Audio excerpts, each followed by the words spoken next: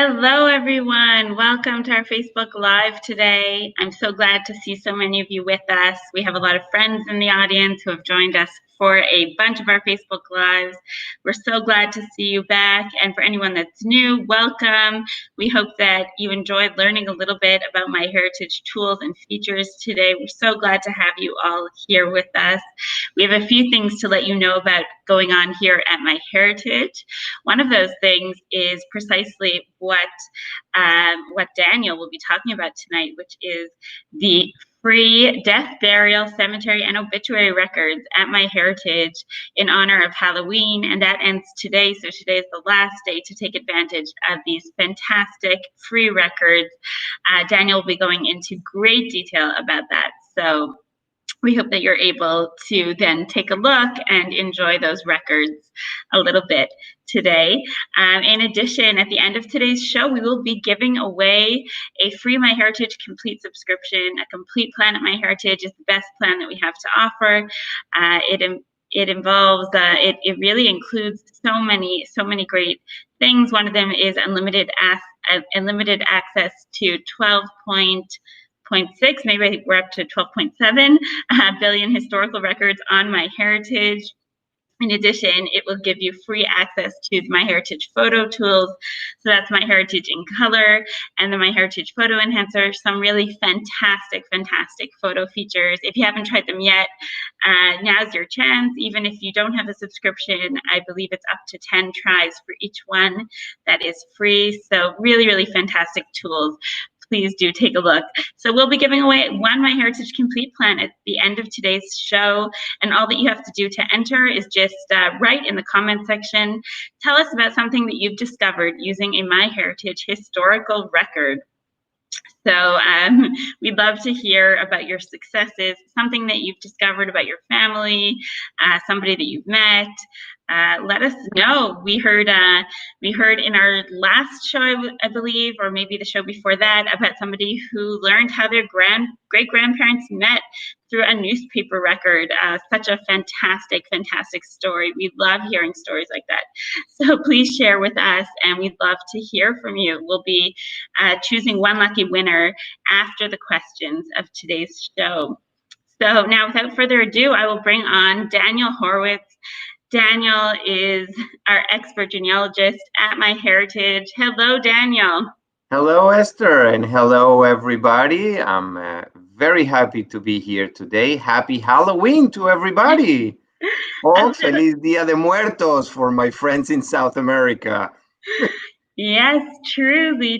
Happy Halloween for all those watching. A little bit late, but never too late to celebrate, especially with these free record collections. Yes, I had a blast all weekend, and we still have a few more hours, and I hope that you all would learn a little bit more how to take advantage of these records in today's session. Fantastic. So I'll let you take it away, Daniel. Okay, that's perfect. And I'm going to start by letting everybody know the URL that you need to type on the browser to get to this fantastic collection. And it's actually very easy. myheritage.com/Halloween. It cannot be easier than that. When you go there to myheritage.com/Halloween, you will get to this page, which is the actually death, burial, cemetery, and obituaries. This is actually a collection of multiple databases on MyHeritage, all related to the same subject. In here, I just simply type last name in this case, because I just want to show you not necessarily how to do the search, but how you can take advantage of these collections and these records. And I'm going to click here the button search. This will bring me automatically results only from that collection. You can see on the left side of the screen how the search has been performed for this name. In this case, I was looking for Einstein. in not only in the sub collection or the collection birth, marriage, and death, but also in the sub collection death, birth, cemetery, and obituaries. From here, at any point in time, you could go into a specific collection from this set and see the results over there. Now, on purpose, I am right now navigating in an incognito mode, meaning that the browser doesn't know who I am and doesn't recognize me. In fact, is asking me to log in. And I'm pretty sure that this will not be the case for most of you who may already have an account on MyHeritage. But for all of you who have not yet opened an account in MyHeritage, this is the best way of doing it. Because here, when you try to see a record, and just going to pick the first one, MyHeritage is going to ask you to sign up to a free account. And this account will allow you to see all the records, the death records that we have for you. So in this case, I'm going to put my name and I'm going to put an email address that uh, I know it will work. And that's one of many I have. And I'm going to just simply click view record. That's it. No credit card required, no further information. My account has been created. You see now that on the top, it's my name over there, Daniel Horowitz. And I can just simply go and see the record without any problem. And I could go back and see any other record that I search here. Now, I'm going to give you another tip on how to identify these collections or this set of collections and for you to understand better what it contains. And this is by going to the collection catalog. Okay. Once you go into the collection catalog, you can drill down on the left side to the birth, marriage, and death section. And over here, I'm going to select the death, burial, cemetery, and obituaries. This is the sets of records that are being opened for free. And you can see here that in the middle, we have all those collections with the free tag right here. Now, one of the things I know a lot of people are concerned is because, and I already answered a few questions in social media about this, because it's Halloween and we're talking about the death records, are these only restricted to the US records? And the answer is no. You can see here on the left that we have many of these collections, and those are the numbers of the amount of collections, also from Europe, from Latin America, and from other places in the world. The collection catalog will also allow you to view the records either by last updated or by the collection name. And you can see that we keep updating this list almost on a daily basis. The last collection that we have released actually was the Wales Parish, Death, and Burials, a wonderful collection of the England country, but also Minnesota, Canada, Australia, Arkansas, Nebraska, etc. I also brought you a few examples of these collections, international collections, and I would like to show you a few examples of this type of records. And I actually have to admit that the death and burials records is one of my favorites. First of all, because when somebody passed away, most of the privacy laws are automatically invalidated. So there's a lot of information out there from your relative that passed away. So in this case, for example, I don't have any relative in Brazil, but if you have, MyHeritage has the Brazil's Pernambuco death, and I can see here an example from Paulo Marques Pessoa.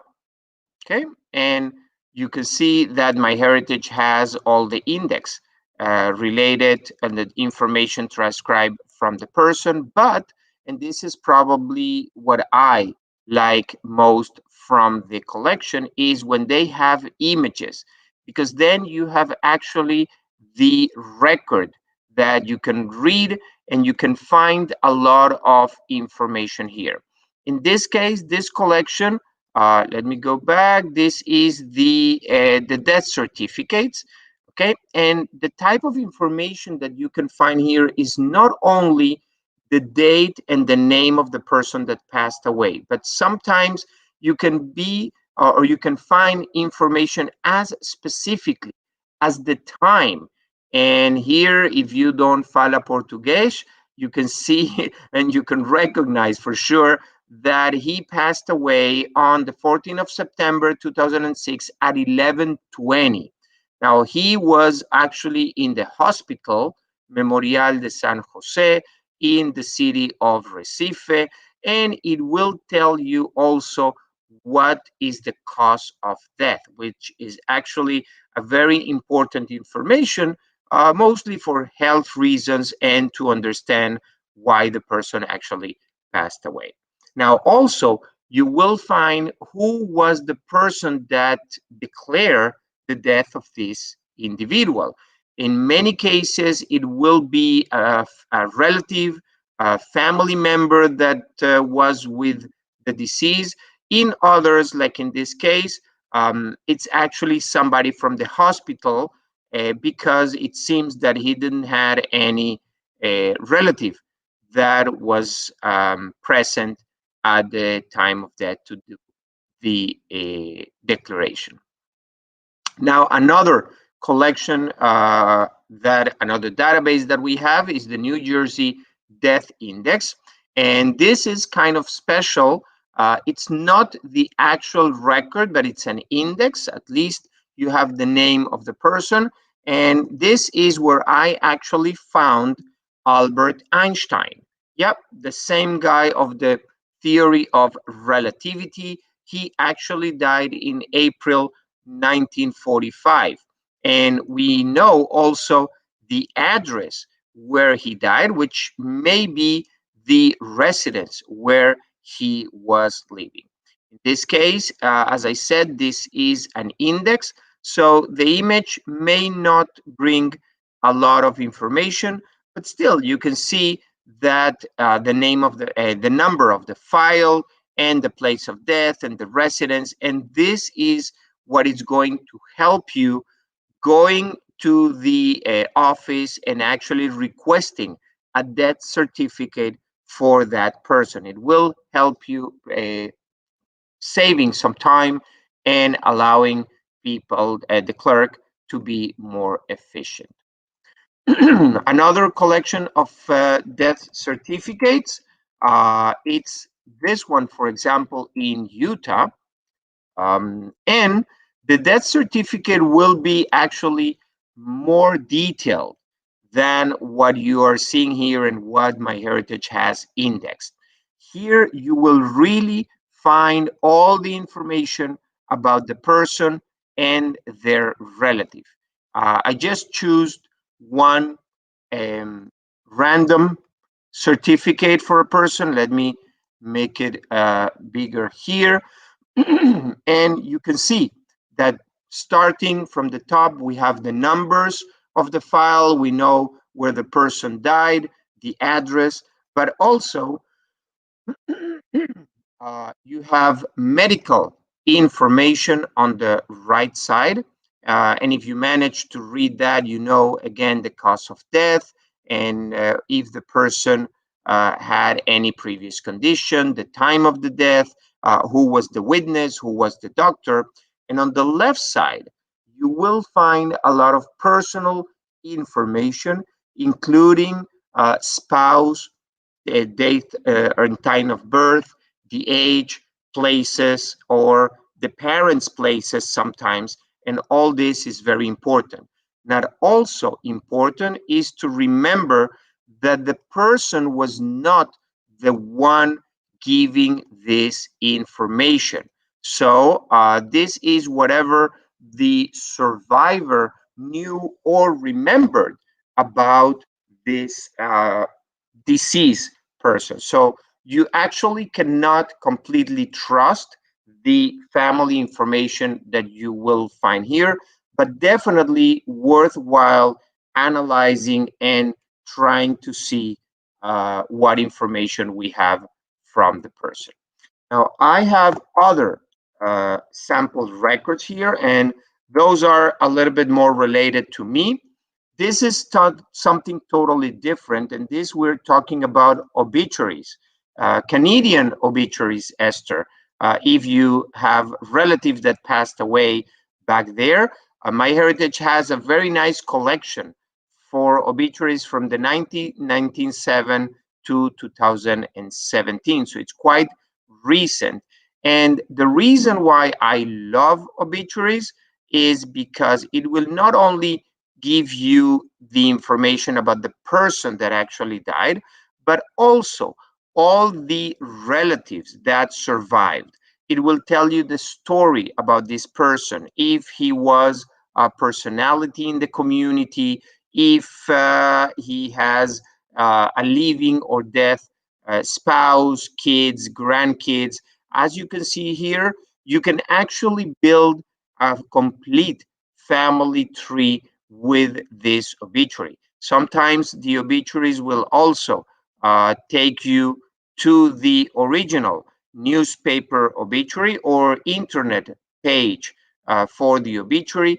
And over there, I'm going to go the extra step and I'm going to start reading the names and the messages that people normally leave to the family, because I may also discover other family members that heard about this person's passing away and they wanted to give condolences and give the word of sorrow.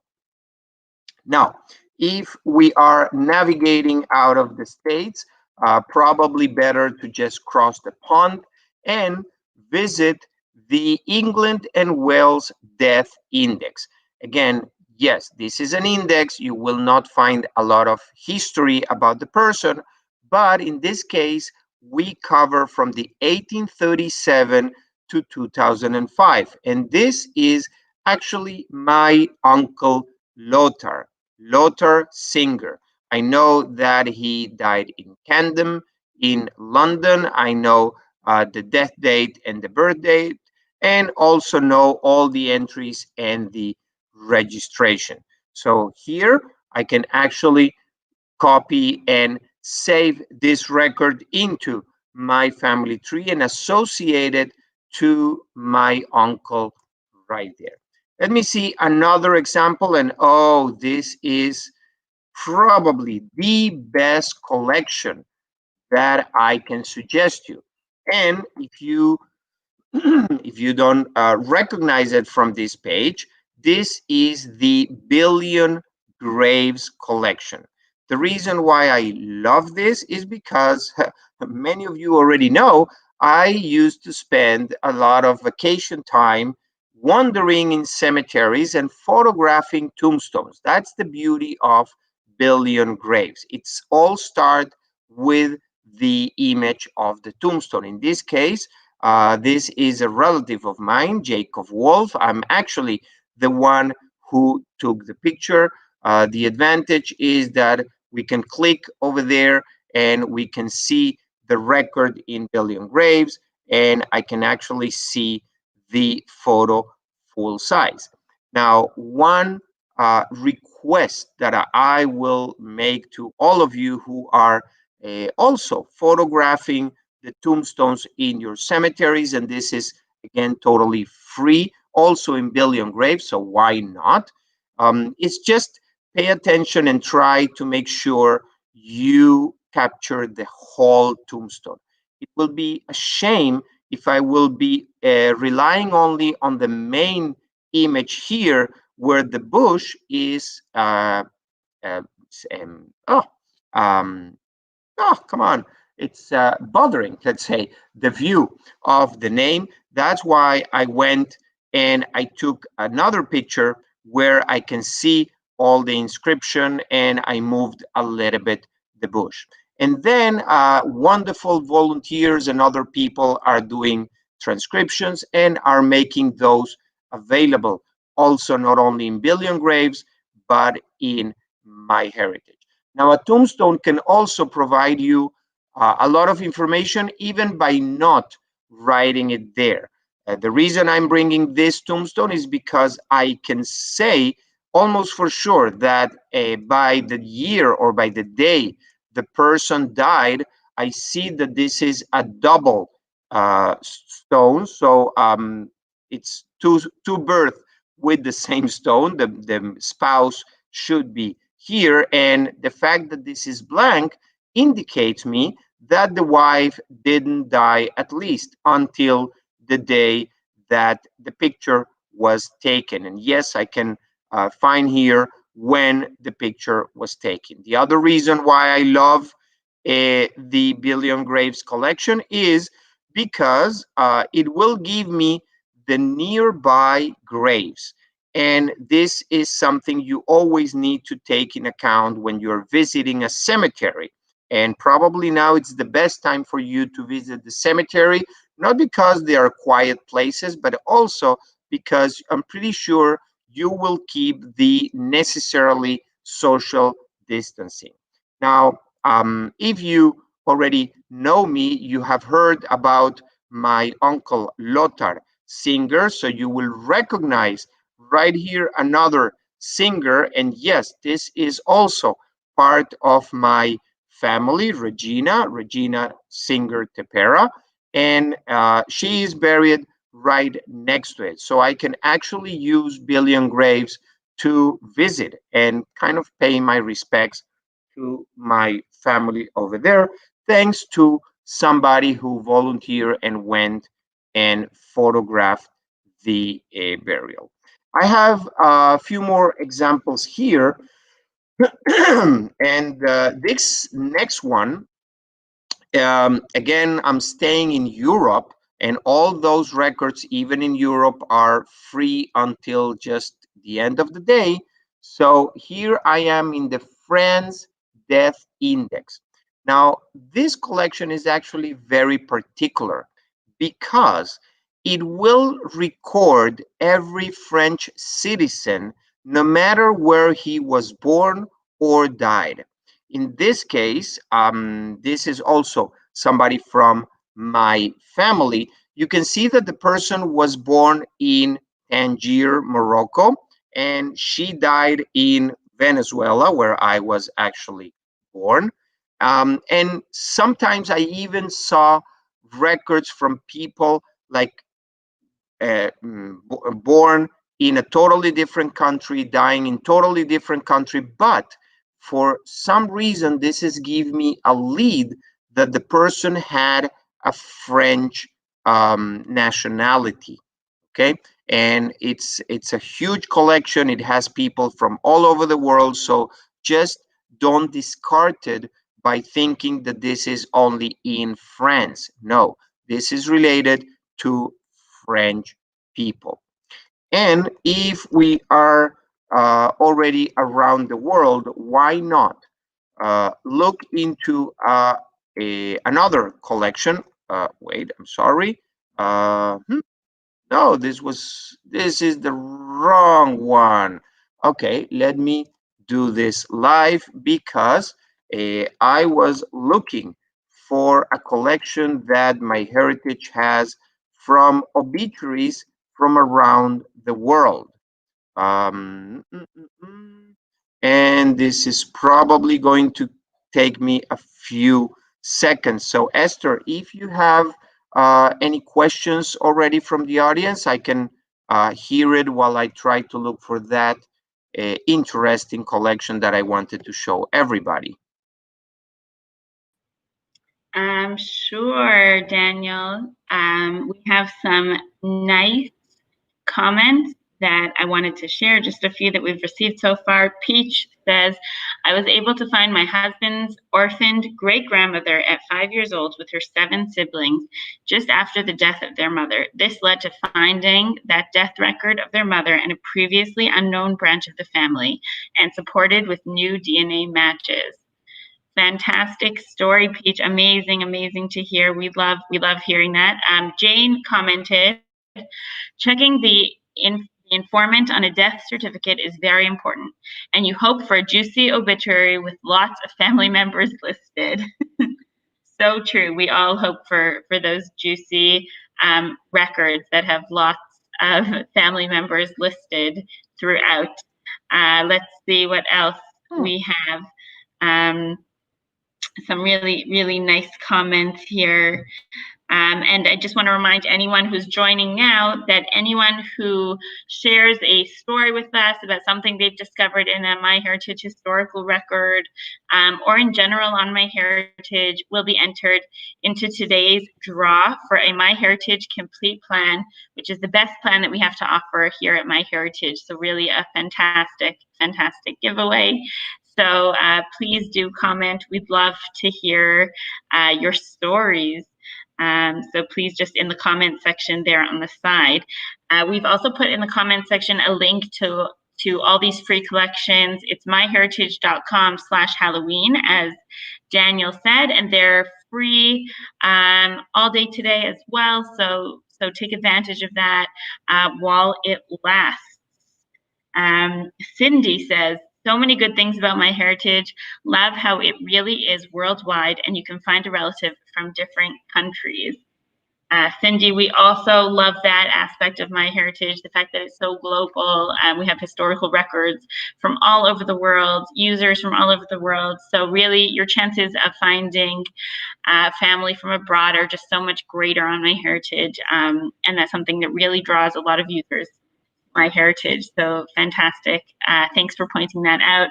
Megan says, I've been using the photo enhancers and scanners and the marriage and death records and the family trees. I got in contact with a third cousin that contacted me because of my mother's DNA. It was a great experience to talk to relatives. So nice. Really, really fantastic. So really do love hearing those stories. And of course, I cannot find that collection that I saw earlier today when I was preparing the lecture. But yes, definitely, you should analyze every record and every piece of information that MyHeritage is providing you. You should also save the record to your tree and have the image, of course, if it's available, also added to your tree. In that way, you will always know where you found that information, and you can go back and try to corroborate the information or get more information about that. And if you know the place, the resting place of the person, I'm pretty sure one time we will be able to travel as free as we used to do. But even today, you can go and visit and pay the respects to your family.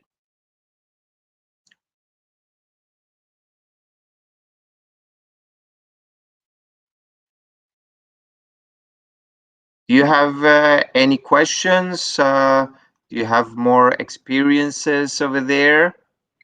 Sure, we can share a few more questions for you, Daniel. Sure, let's see what we have here. We did get a few from the audience.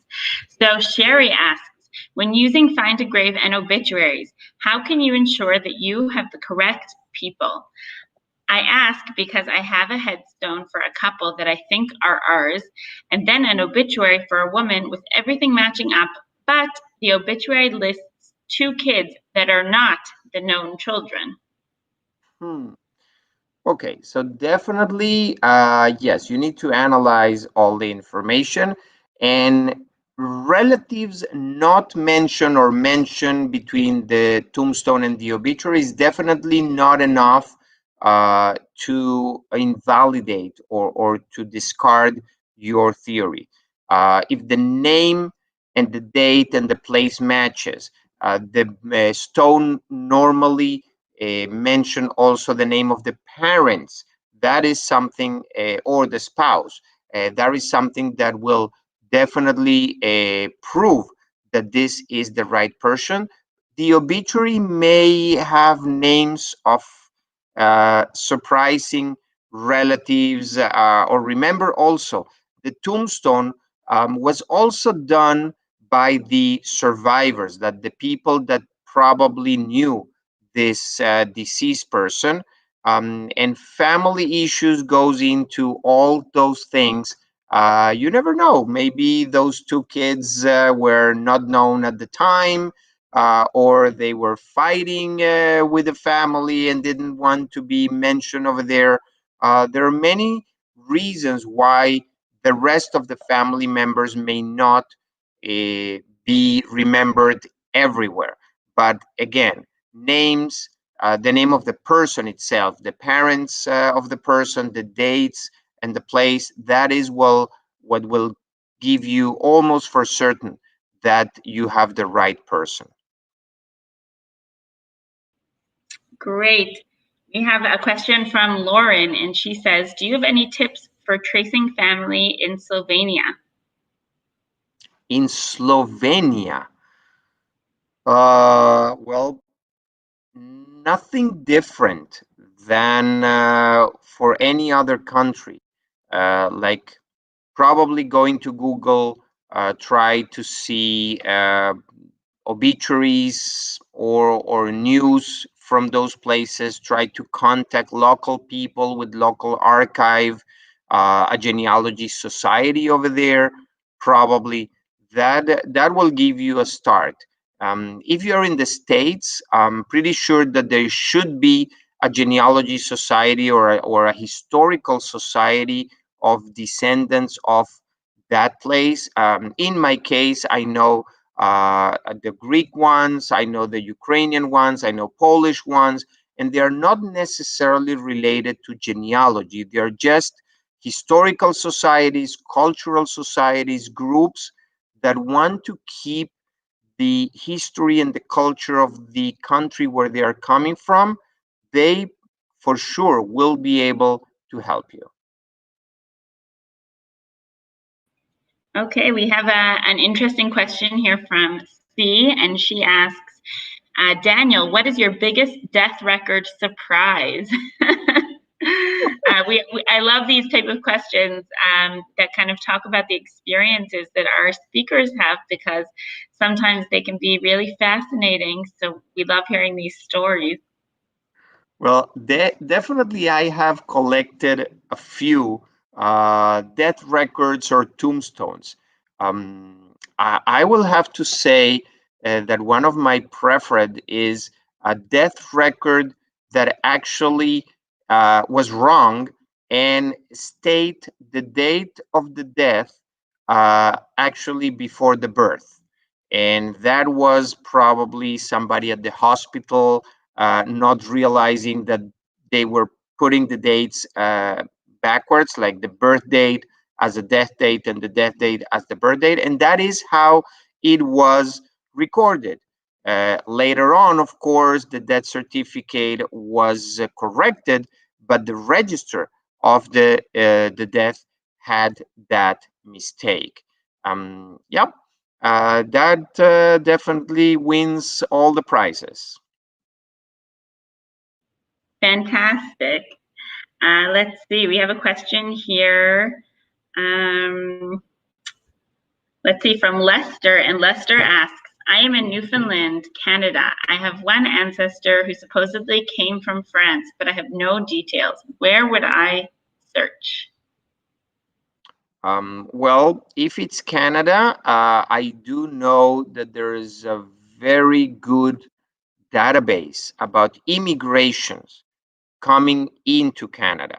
If you know more or less the date, it will be easier to go through those records. And if you suspect the person came from France, so even easier because you're looking only for immigration from France. But I will not discard other countries. The person may have been living in France before the immigration, but probably they came through England or, God forbidden, no, I'm just kidding, but from other countries, depending on the time, depending on the vessels or the planes. So go ahead and look for the immigration records from Canada, and try to open your mind and not stick to a specific day or a specific location to find your relative. Okay, great. We have a nice comment here on YouTube. We are also streaming to YouTube at the same time to the MyHeritage channel on YouTube, and we have some of our users watching there.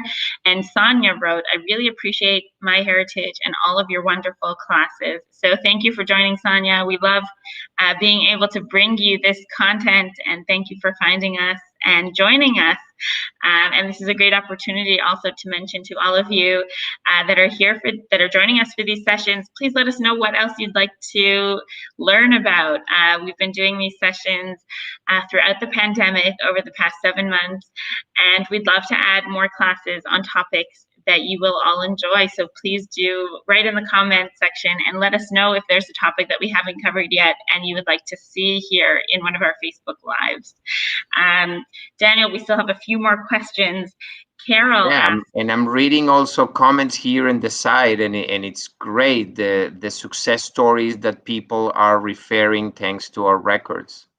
Fantastic, fantastic. Keep them coming. We'd love to see more. We have here a question from Carol, and Carol asks, "I'm trying to find my grandmother's daughter's death certificate from Oklahoma, 1907, but I've been unable to find anything. Do you have any advice?" Well, I don't know why you may not be able to find it. I don't know if you went straight to the office records in Oklahoma and requested. Probably they will ask you to provide so much information that then the certificate will be probably useless because you already know everything that it's there. I know that that happened in a few states. I actually have a very funny story, and I think that they amended the law. I don't remember in which state. The only person that could request a death certificate was the actual person itself.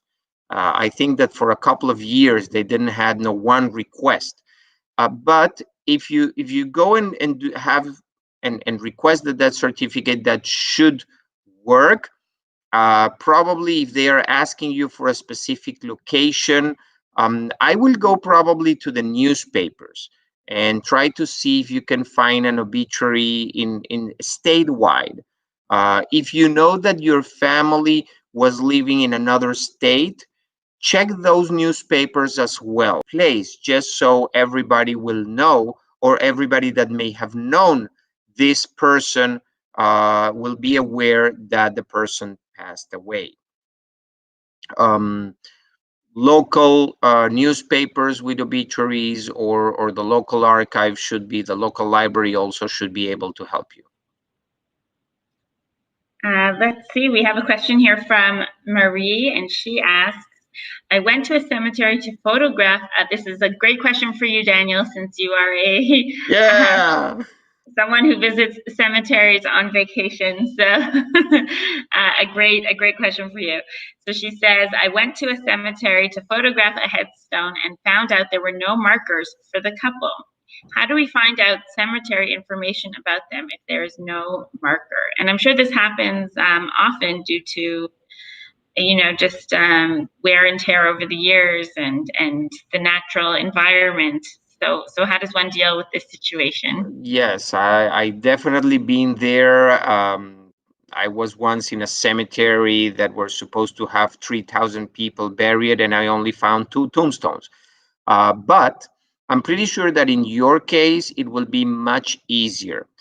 You go to the caretaker, you go to whoever is in charge of the land and that cemetery. Those people, normally they will know everything by heart, but they also have very good records. And don't think or don't focus your mind when I talking about records only computers. If it's an old cemetery and there is a group or a person or a family taking care of that piece of land, maybe they have an old notebook with just some scribbles in pen, and then they will be able to tell you probably not only the location but also some dates, and even better, what I normally do, even if you find the burial of the person, is I still go to the office, I still go to those people, and I ask them if they have information about the living relatives that actually took care of the burials, because those people normally are paying a maintenance fee every year, every 2 years, every 5 years, and the caretakers want to be sure to contact those people to request for their maintenance fee. So that would be my best approach. Just ask around who is the person or the group or the organization in charge. Normally, at the entrance of the cemetery, you may also see a sign that will give you information. I don't know if a phone number or an address of the office where the records are holding. And if you offer that you want to also pay for the maintenance or even for putting a marker for that relative, I'm pretty sure they will also be very happy to help you finding the place and all the information. Okay, I think we'll take one last question before we go to giving away today's prize. We have a question here from Anne, and Anne asked, my great-grandfather apparently took his wife's last name. How can I find record of the name change? I think it happened in Russia before they immigrated to America. I also have a similar story, actually, in my family history, where the husband took on the wife's last name, and then that's the last name that ended up staying with the family for generations. Well, I have to say you are lucky if one took the name of the other, because at least you can continue researching your family. In some cases, people just took whatever last name or whatever name they wanted, just to sound more American or more local, or just because they had problems with whatever name they had before. So, this is something that not necessarily happened legally. So you may not find any record of this name change. Simply and especially with immigrants, they just arrived to purchase the ticket. The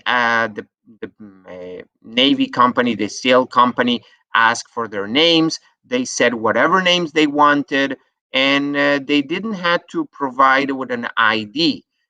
So the name change could happen at any time before the immigration without any record.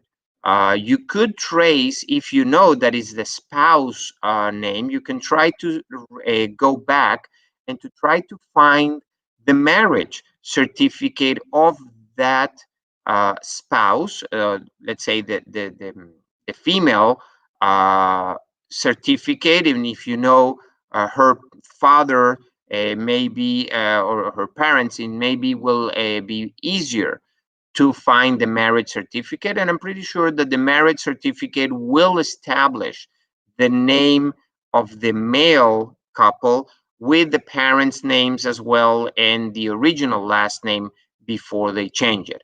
Now, definitely, Russia, Ukraine, and that part of Europe will be challenging, but follow just regular common sense. Try to connect with local people that will be able to help you and find those records. Thank you, Daniel. So many fantastic comments that we've received here in the comment section from all of you. And I'll just read out a couple. Bonda said, I found my great-grandfather's Civil War regiment using MyHeritage. Fantastic. Claire says, I have found that my Irish cousin's father was an Indian who was posted in the UK as an American GI during World War II, and the only photo I know of him I found on MyHeritage. So great to hear. A photo can just Excellent. be so, what a treasure, right? To find a photo of your ancestor that you didn't know existed and you'd never seen them before. Really, really fantastic. And today's prize will be going to Guy Peterson. And Guy commented and he said, my ancestor traveled from Norway to Canada in 1912. They were supposed to be on the Titanic, but had to switch to another ship because my great-grandmother was sick. So instead of going to New York, they ended up in Trois-Rivières, Canada. That explains the nearly 1,000 descendants of Norwegian ancestors speaking French today. What a story. Incredible, really incredible. So Guy, you are now the winner of a MyHeritage complete plan on MyHeritage, and we'll be in touch with you through private message. So congratulations. Thank you all for joining us today and for your fantastic feedback. We love hearing those comments. And we hope that you'll join us next time at our next Facebook Live. If you missed today's session or you'd like to watch any of our previous sessions, they are all available. They're all available on the Facebook page under facebook.com/videos. You can watch all our old Facebook Lives. I actually see the guy just commented and he said, thank you, I'm already a subscriber. Please draw again for someone else that is not. That is so generous of you, Guy. So let's do that. Let's draw for another. Thank you very much, Guy. That's very generous indeed. That is just so sweet. Really, really fantastic. So that's the genealogy community, you see? So giving and caring to one another, which is just so nice to see. So thank you so much for writing that. And we'll draw again for another winner, so everyone still has a chance. So let's see what we have. Our next winner for a MyHeritage Complete Plan is Lorna Janine Crook. And Lorna wrote, hello, thank you for having us with you. I have been using your DNA section. I've been lucky enough to meet a cousin of my mother's. We cross-referenced birth, marriage, and death indexes from her biological family. She was adopted out of our family and knew nothing about us. Thank you, MyHeritage. So also such a nice story. Lorna will be in touch with you through private message. And please, and thank you, Guy, for that comment. Thank you all for joining us. We really appreciate it. And we hope to see you all at our next Facebook Live. Daniel, thank you again for joining us and for sharing your wisdom with us. As always, we really appreciate it. It's always my pleasure, Esther, and thank you everybody for being here today with us. And now it's the time for you to run. Open another tab and just go to myheritage.com/Halloween, because in just a few more hours that you will have all those records open for free. Exactly. And for anyone that's wondering how you can stay updated about all of our Facebook Lives, as well as our other webinars, Daniel does an Ask the Expert series, as well as these Facebook Lives. So you can learn all about the different sessions that we do on our blog, blog.myheritage.com. We just posted today a blog post with all the upcoming sessions for the month of November. So we hope to see a lot of you at our upcoming sessions, and we'll be counting on it.